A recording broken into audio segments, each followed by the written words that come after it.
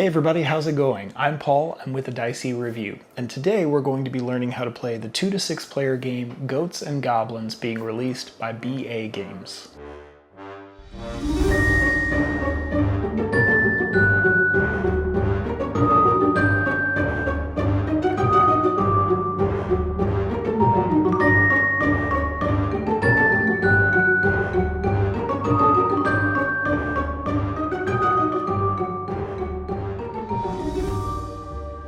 Now, as of the time of this recording, this game will be released on a crowdfunding campaign very soon, so I'll make sure to have a link to that in the description of this video. And also, just please keep in mind that although the components look very good, they are subject to change if some adjustments are needed throughout the campaign.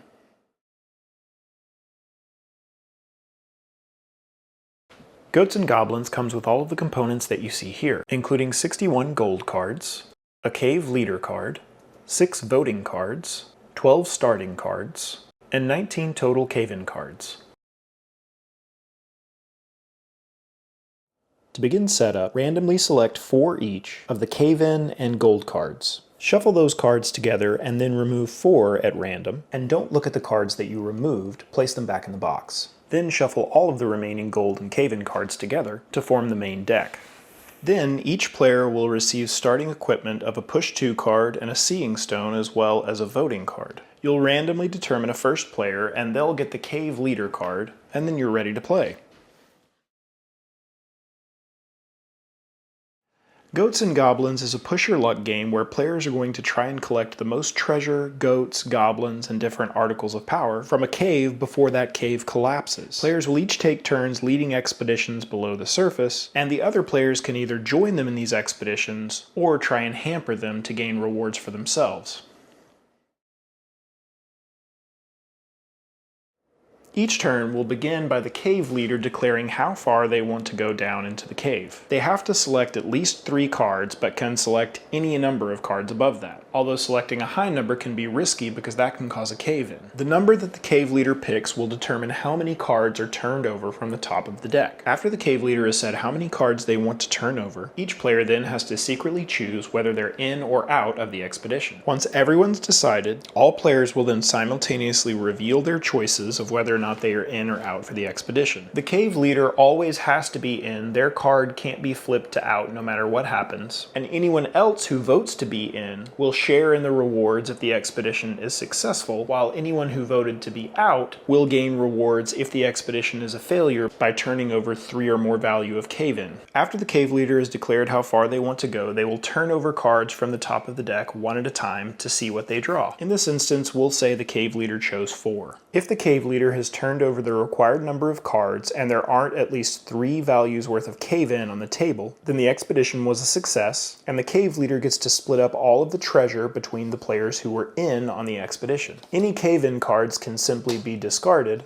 but any treasure or power cards that are drawn have to be split as evenly as possible between all the players who voted to be in. And if there's an odd number to be divided, the cave leader will decide which players get which cards. So for instance, in this case, 2 cards would have to go to one player and 1 card would have to go to the other, and it's up to the cave leader who gets the 2 cards. If an expedition fails, however, because a value of 3 or higher was turned over on all of the cave-in cards, that means that the players who were on the expedition failed that expedition, and anyone who was out would get the rewards from any of the treasure that was turned over. In this instance, the cave leader would randomly shuffle up any of the treasure cards and give them to any players equally who were out of the expedition. Now in this example there was only 1 player, so they would get both of the cards, but let's say that both players had decided not to go into the expedition. The cave leader, after failing, would shuffle the cards randomly and give 1 to each of the players. Any goats, goblins, or treasure cards can simply be placed in the player's play area to be saved for in-game scoring, while any power or action cards that players get as part of treasure dispersal will be placed face up in their play area, and these cards can be used during expeditions in the future. At any time, players can play any of their cards to try and affect the outcome of the expedition. Many times, if a player is out of an expedition, they might play push cards cards to try and make the people go farther into the cave. Anytime a push 2 or 3 card is played, it will cause the cave leader to draw 2 or 3 more cards in addition to what they've stated. This can either cause the expedition to bust, or if the players on the expedition are lucky, will just give them more treasure. Players can also play a seeing stone to look at the top card on the top of the expedition deck, and this can be played at any time by any player even before they decide what their vote will be for the expedition.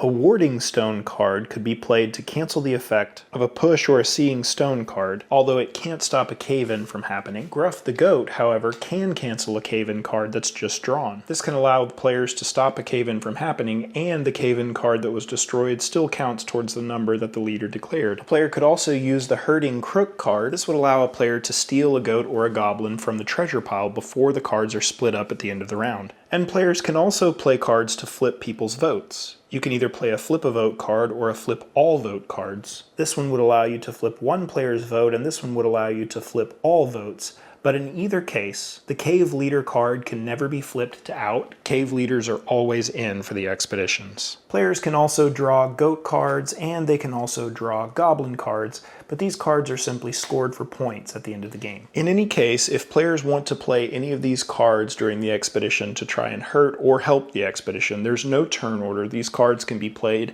at any time by any player. As a general rule, however, once all the players have stopped playing cards, they'll be resolved one by one from the newest to the oldest. And while resolving these cards, players can even play new cards until everyone decides to stop. After an expedition has either been successful or failed, and all of the treasure cards have been divvied up among all the appropriate players, the cave leader will then pass the cave leader card to the next player in a clockwise direction, and they'll be the cave leader, starting this process again on their turn.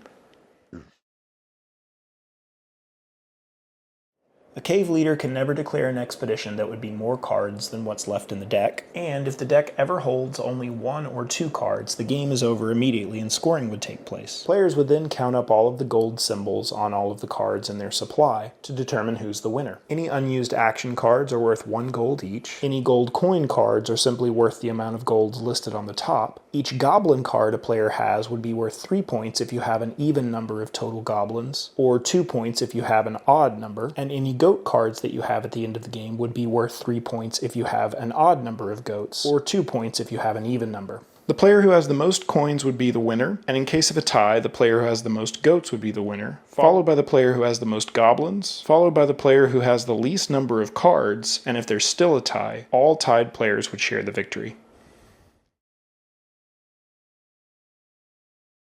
There's also an optional 2- and 3-player variant that you can play with if you wish. In this variant, remove the vote cards and also remove any action cards that impact voting, because there won't be any voting in this variant. In this variant, cave leaders will keep drawing until they decide to stop, in a success, or until they turn over enough cave-ins to bust, following the normal rules. If the cave leader fails, all drawn cards are gone, there's no sharing, and players will keep playing until the entire deck is gone. Alright everybody, that was our video. Thanks so much for watching. We hope that it was helpful and we hope that it was informative. If you have any questions about how to play the game, please comment below, or you can email me directly at thedicey@gmail.com, and I'll do my best to answer those questions for you if I can. As always, if you're enjoying the content that we put out, make sure to like the video, subscribe to the channel, and click the bell icon to be notified whenever we put out new content in the future. Alright, thanks so much for watching everybody, and until next time, I'll see you at the table.